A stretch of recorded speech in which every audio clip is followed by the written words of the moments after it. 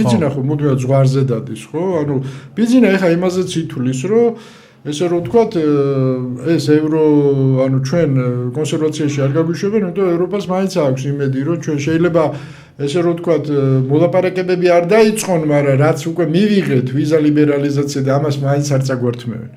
ეს უკვე და პუტინს ეუბნება, რომ ბჭო, მე რომ ვამბობ, რომ აი ევროპა უვიზო რეჟიმი ეს თქვენს ხო გაწყობთ.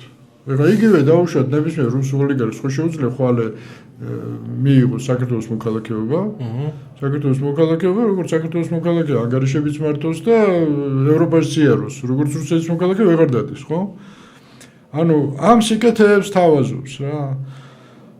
და ეხლა ეს როგორი თამაშია, რა თქმა უნდა, ის დასავლური ინსტიტუტების შესაბამის ადაზვერო, ამას შიფრავენ, რომ ეს არის გეგმა და მაგრამ პროცესი, ანუ გესმით, ხო, ეს არ ხდება ბექცეულად. თუმცა პოლიტიკური სანქციების დაწესება უკვე შეუძლიათ. არა კონკრეტული ფაქტებით აპელირება, ხო, აი რაზეც ხდება უკვე და ამ შემდეგ. არამედ პოლიტიკური სანქციები, რა ეხლა პოლიტიკურ სანქციას არ ჭირდება მტკიცებულებები, ხო? ხო, ბიძინა ივანიშვილს სანქციები, ხო?